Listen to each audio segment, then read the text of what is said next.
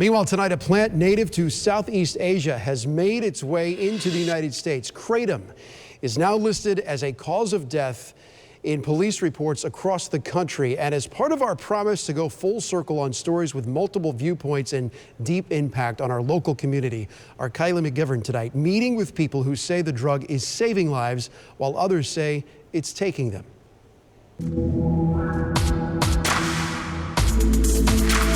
I feel like it's the Wild West out there, and you don't know what you're taking. The Wild West, right here in Tampa Bay, where Laura Lamont's son found himself in a standoff battling a drug addiction. He was beautiful and smart, funny, and an addict. July 7th, 2017, Christopher Waldron laid down to watch TV. He never woke up. He was 27 when he died, my only child. The cause of death, intoxication by kratom. So what exactly is kratom? The plant is native to Southeast Asia, where there's a long history of using the leaves to make tea, said to help farmers combat fatigue. But Lamont says her son was using it to wean himself off an opioid addiction. I don't know if there would have been a safe way for him to use it. Which is why Lamont is pushing for warning labels. I owe it to my son. I'm not trying to hurt anybody. I just want other people to not have to go through what I did. Yeah. At the University of Florida, we met Dr. Chris McCurdy, who has spent more than 15 years studying kratom. Do you see a lot of hope with this drug? See a ton of hope with this drug. Hope that kratom could help those addicted to opioids. Where we're looking at over 115 deaths per day due to opioid overdose. We need something. We need some sort of intervention. But here's the holdup.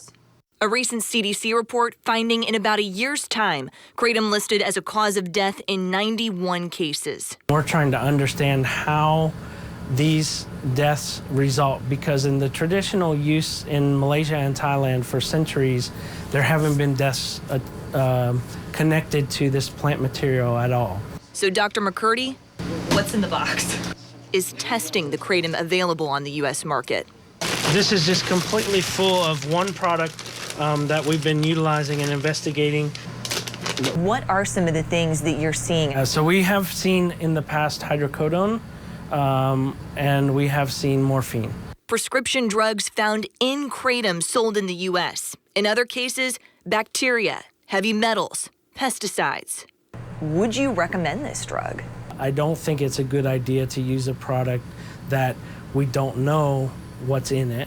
But Christopher Garrett says kratom saved his life. And I never thought I'd ever start a shop like this. The owner of the Kratom place in Tarpon Springs keeps a reminder close by of what brought him here. I was hit by a car last year in June. It knocked me up on the hood of his car, and I flew pretty horizontal in the air, and I hit the ground directly on my left leg and my left arm. Garrett says he was sent home from surgery with enough painkillers to last 3 days. It wasn't enough. I was so desperate that I was seriously doing a mental pro-con list. I was building it in my mind if I should try to go out and score something like heroin. Garrett, a former Air Force medic, pushed to the brink. I wanted the pain to stop. Before finding kratom. It was a 300% quality of life improvement. It worked that good. Now he worries kratom is getting a bad rep. I am greatly concerned that the government is going to regulate kratom into the ground. And kratom only helps people.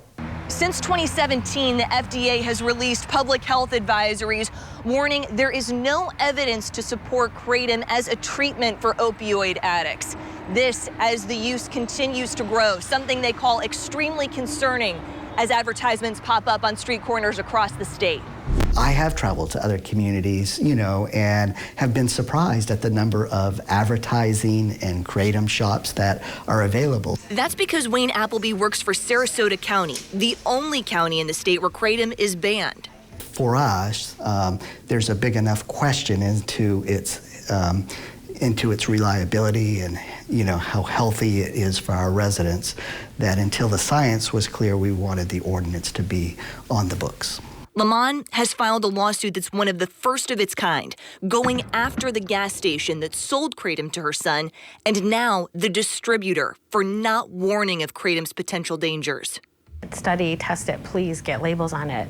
That's it. I'll keep saying that until it happens. I don't want anybody else to lose a loved one.